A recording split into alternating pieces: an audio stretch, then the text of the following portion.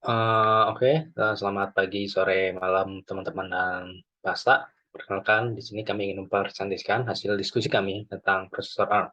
Di sini saya sendiri, Muhammad Fadlan Berputra, dan kedua teman saya ada Melki Renatan dan Muhammad Rafli Yanwar. Oke, boleh dilanjut. Next slide.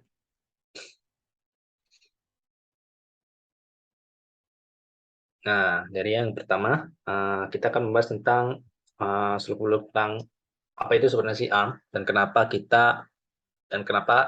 ARM itu dipakai. Oke, jadi ARM itu merupakan salah satu mikroprosesor yang 30 yang berbit 32 bit. Jadi ini yang berarsitektur RISC gitu. Jadi kita bisa melakukan membuat mengedit instruksi-instruksinya sendiri berbeda dengan CISC yang kita ketahui.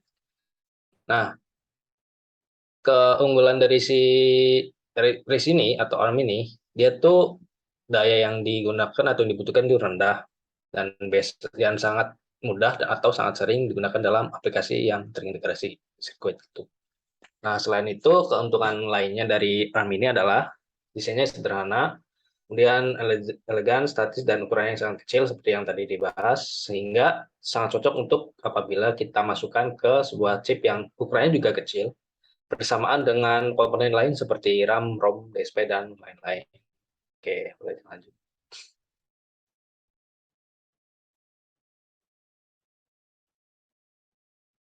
Nah, jadi sejarah dari ARM itu sendiri dimulai dari tahun 1983. Di sini ada suatu perusahaan di Inggris yang bernama Acorn. Dia tuh ingin merancang suatu mikroprosesor untuk suatu proyek yang didanai oleh ARPA. Nah, ARPA itu adalah Advanced Research Project Agency. Nah, lanjut untuk tahun 1985 ini uh, salah ya, 2 tahun setelahnya muncul itu generasi pertama dari ARM, yaitu ARM 1.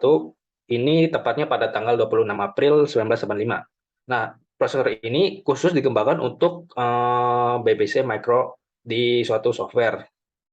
Nah, chip ini meningkatkan kecepatan dari operasi si CAD itu, perangkat lunak yang CAD.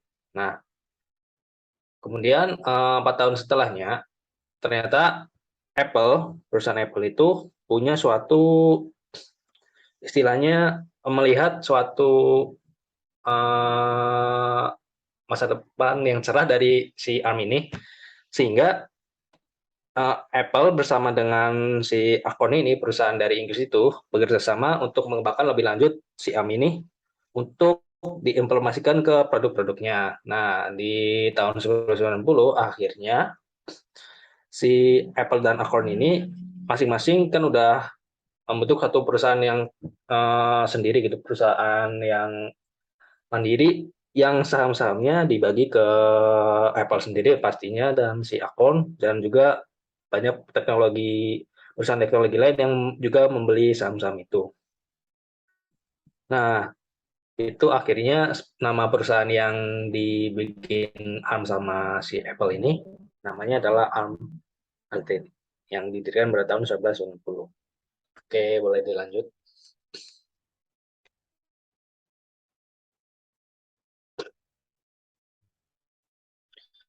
Nah, ini merupakan ringkasan fitur yang ada di ARM. Jadi tadi seperti yang sudah dijelasin, ARM itu bisa untuk versi 32 bit, data dan address, lalu big dan little endian. Ini tuh big dan little itu seperti gampangnya suatu apa ya istilahnya, suatu memori yang bisa digunakan untuk menyimpan multiple data gitu, misalnya integer, float, dan lain-lain. Dan performanya lebih tinggi, mungkin karena lebih cepat instruksinya dan bisa kita otak-atik. Kemudian ini ada MIPS, itu merupakan microprocessor without interlock pipeline stage. Jadi artinya mikroprosesor yang nggak punya pipeline yang saling terikat gitu. Nah, tadi juga ada dayanya yang rendah, kemudian ada tadi kan seperti penjelasan di awal, kemudian ada harusnya dengan fabrikasi 8 nanometer. Kemudian ada ini sisanya bisa dibaca sendiri karena cukup general, nggak terlalu teknis. Oke, boleh dilanjut. Baik, selanjutnya adalah beberapa fitur yang menguntungkan eh, prosesor ARM ini dibanding yang lain. Jadi untuk ARM sendiri dia hanya memiliki 25 basic instruction. Lalu sebagian operasinya diimplementasikan melalui register. ARM juga untuk setiap instruksinya itu, jadi dia bisa memiliki kondisi atau syarat tertentu untuk bekerja pada registernya tersebut. Lalu ARM juga menggunakan metode seperti memanipulasi stack secara manual untuk memproses instruksinya tersebut. Terus ARM juga memiliki beberapa jenis mode addressing, bersifat single cycle execution, dan untuk address-nya sendiri dia range-nya bernilai sampai sekitar 26 bit. Nah, ini adalah beberapa alasan mengapa ARM lebih diuntungkan atau memiliki nilai lebih dibanding prosesor yang lain. ARM sendiri memiliki harga yang lebih murah dibandingkan dengan prosesor yang lain. Lalu ARM mengkonsumsi daya yang lebih kecil, maka dari itu ARM memiliki uh, battery life istilahnya, atau kemampuan untuk memiliki daya itu lebih lama daripada prosesor yang lain. Lalu ARM juga memiliki sirkuitnya yang lebih sederhana, yang karenanya dapat digunakan di perangkat yang lebih kecil. Jadi dapat lebih mudah diimplementasikan pada uh, perangkat-perangkat yang lebih kecil untuk seperti IoT dan lain-lain. Lalu ARM juga bekerja lebih cepat karena melakukan satu operasi dalam satu waktu.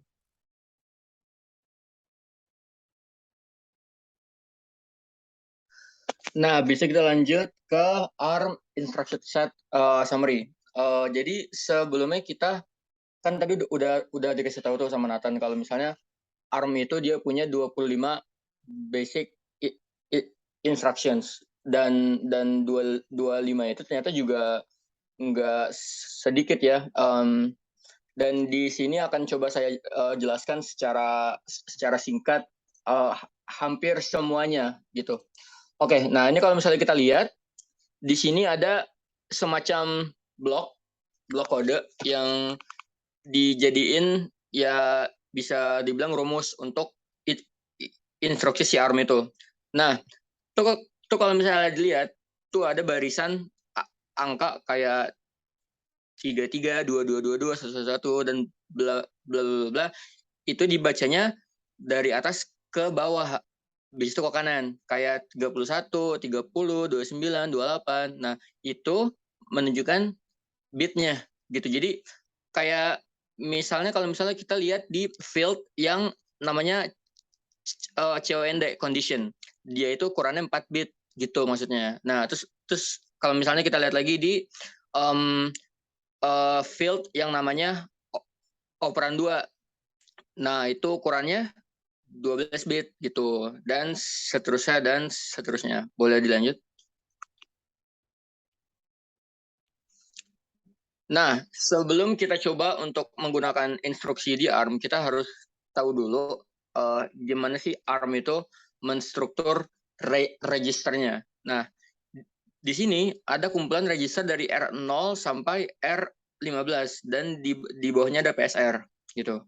Nah, jika kita lihat ada 5 mode yang punya PSR lebih gitu. Nah, 5 mode itu disebut dengan privilege mode, dan itu adalah di mana kita sebagai user bisa memanipulasi software lewat instruksi itu. Jadi si keenam mode ini kecuali user 32 itu merupakan privilege mode.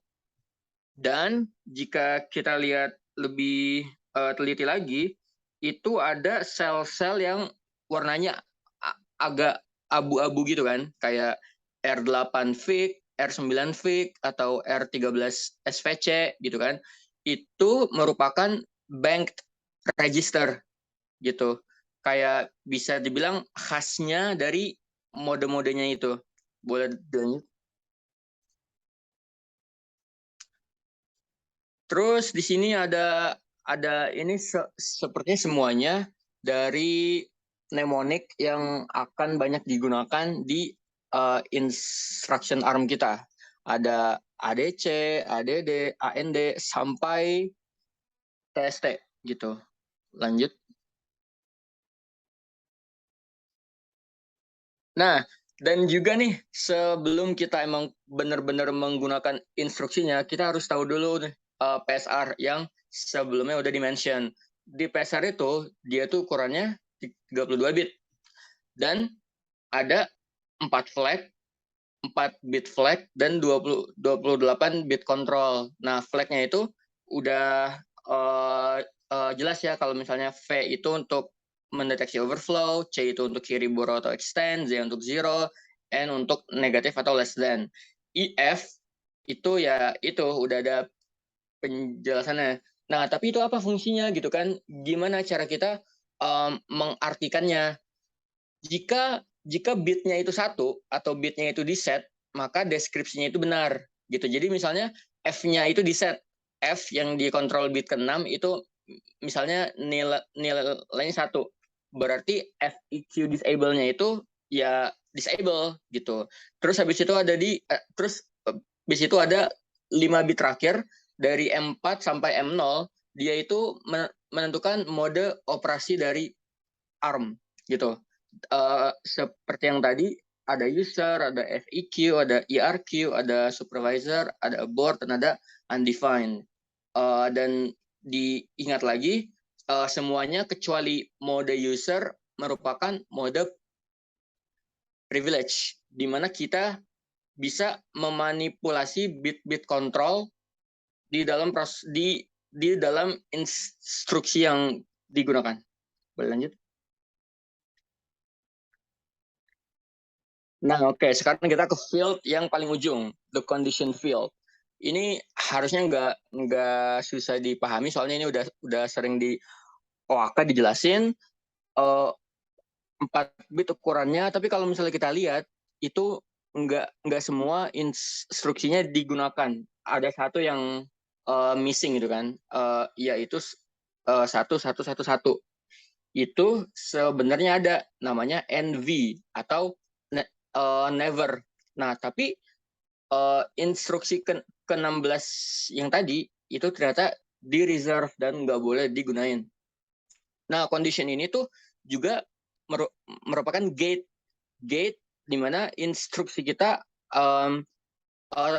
takdirnya tuh akan eksekusi atau enggak gitu, tergantung dari hasil conditionnya gitu. Nah, itu contohnya ada tuh kayak BEQ gitu kan. BEQ, B itu branch, EQ itu mnemonic untuk equal. Dia ngecek Z-nya itu di set atau enggak, dan akan bernilai benar jika Z-nya itu 1. B itu branch, berarti dia bakal nge-branch kalau EQ bernilai 1 atau Z-nya itu di set. Next. Kita ke instruksi pertama, branch and exchange atau BX. Ini cukup fix, yang nggak fix itu cuma di 4 bit terakhir di RN-nya. Nah, itu bebas. RN-nya mau R0 sampai R14, nggak boleh R15.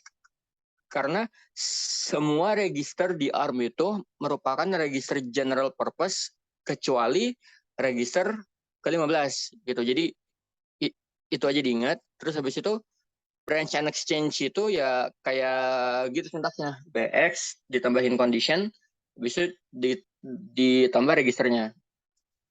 Tuh. Dan sesuai namanya dia nge-branch. Lanjut. Nah, tadi itu ada cycle type. Ini nggak akan dijelasin secara dalam.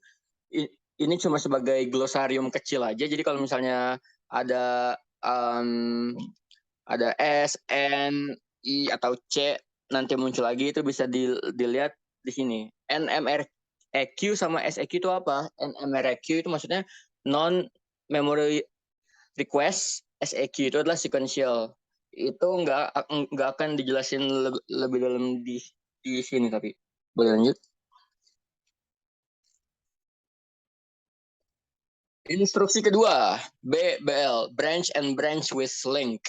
Dia kayak gitu, condition 101 L sama offsetnya. Nah, ini yang kita perlu pahami adalah bedanya branch dan branch with link. Kalau branch, dia nge-branch aja gitu. Jadi misalnya kita mau nge-branch ke baris 20. Ya udah kita lompat ke baris 20. Branch with link itu dia menyimpan state kita atau posisi kita sebelum kita nge-branch gitu. Jadi misalnya kita lagi di posisi 20 dan mau ke posisi 20. Kalau pakai BL, maka nanti posisi kita yang 10 itu bakal disimpan di R14. Dan jika kita mau balik lagi ke state di mana kita belum nge-branch, ya tinggal move PC R14 gitu. Dan ingat, istilahnya baris dari kode kita itu disimpan di PC gitu. Dan itu sintaksnya BL condition expression. Lanjut.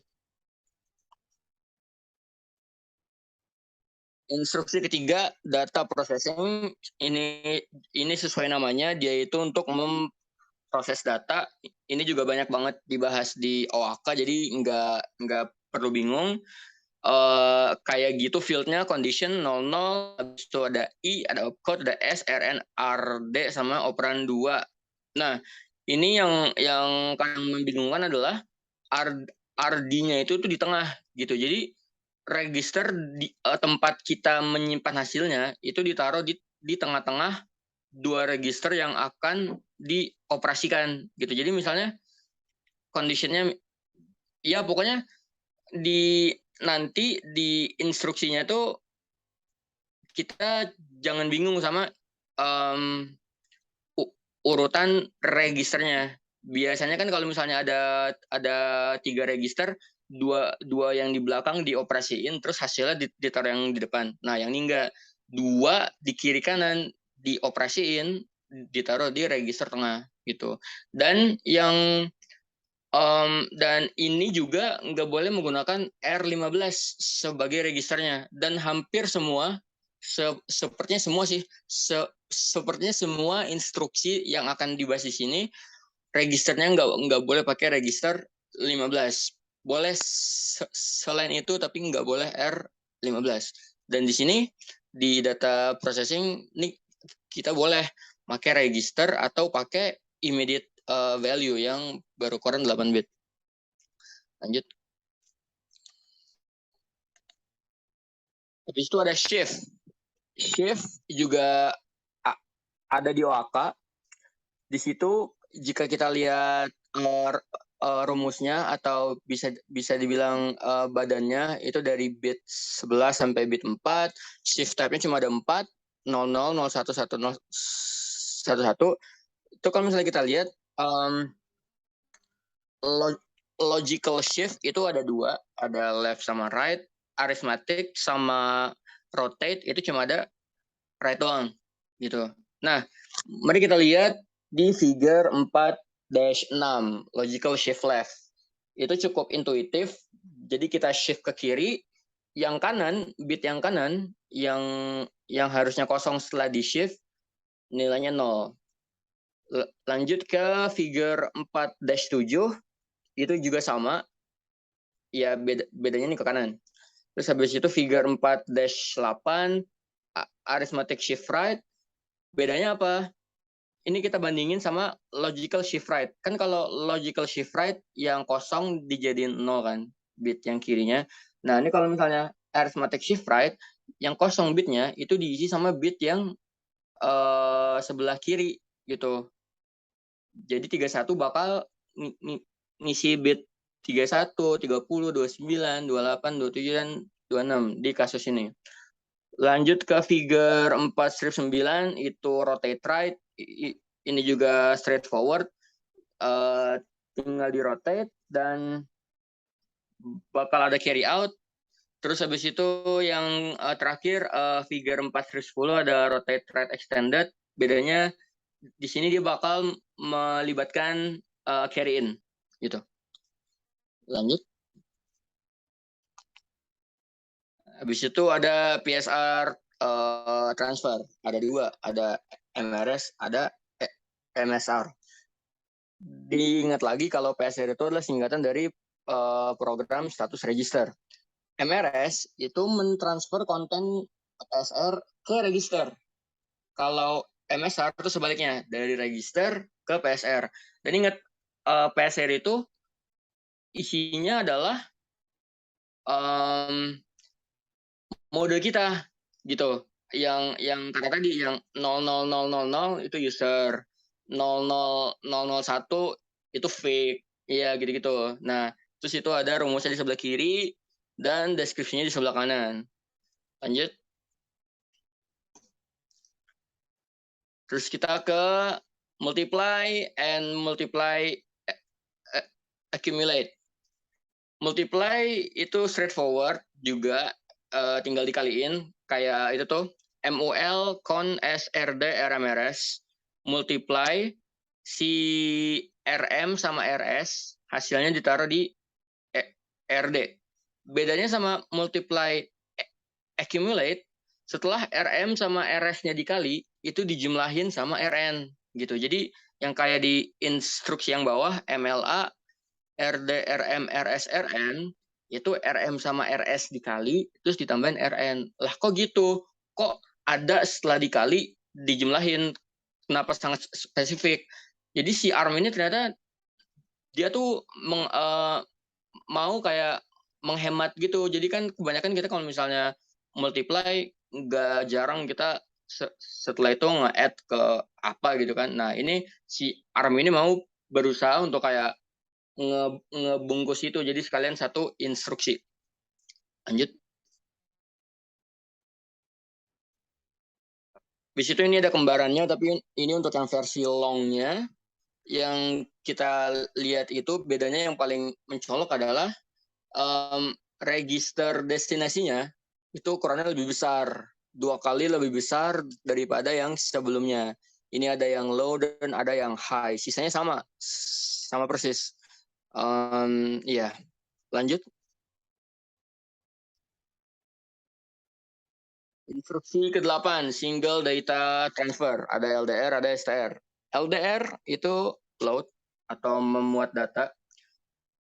STR ya nge-store, menyimpan data. Ini juga sering banget di OAK, jadi harusnya langsung aja kayak misalnya load, terus bit yang B-nya itu kalau misalnya kita lihat, itu gunanya untuk, oh iya, pokoknya kalau misalnya kita lagi lihat kayak B atau T kayak optional argumennya itu tuh sebenarnya berfungsi banget kalau kita dikasih soal tentang disuruh nge-decode rangkaian bilangan biner, terus kita cari tahu ini tuh sebenarnya instruksi apa. Nah, jadi kalau hal-hal kayak gini tuh biasanya kita tulis dulu instruksinya, baru nanti si ARM-nya itu bakal nge-translate ke biner. Jadi ya ini kayak biasa aja misalnya load, terus RD-nya misalnya R14, terus ya udah bebas gitu address-nya. Dan lagi-lagi kita nggak boleh pakai R15. Register ke-15 nggak boleh dipakai. Oke. Baik untuk instruksi sebelumnya maupun yang akan datang. Boleh lanjut. Itu yang ke-9 ada half word and signed data transfer. Nggak beda jauh, cuma sekarang optional argumennya lebih banyak. Boleh lanjut. Terus ada block data transfer, LDM, STM. Ini jujur saya belum ngerti banget. Yang beda di sini adalah dia sekarang nge-load atau nge-store-nya bukan ke register ya, tapi ke memori gitu karena pakai M. Terus habis itu ada banyak banget optional argumennya dari FD sampai DB. Dan di kanan ada deskripsinya. Boleh lanjut.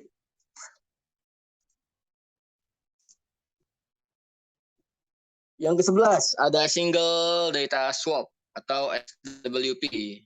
Ini namanya cukup straightforward juga. Kita nge-swap aja register gitu. Lanjut.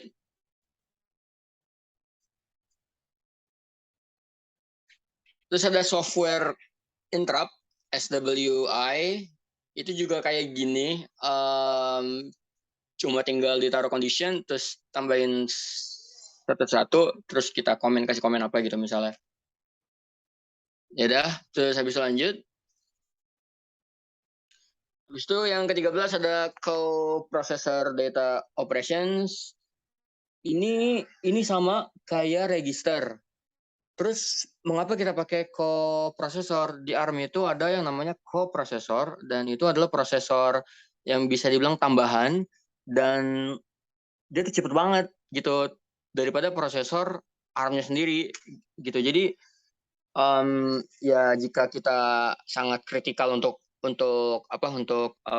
performa, kita bisa pakai coprocessor. Lanjut.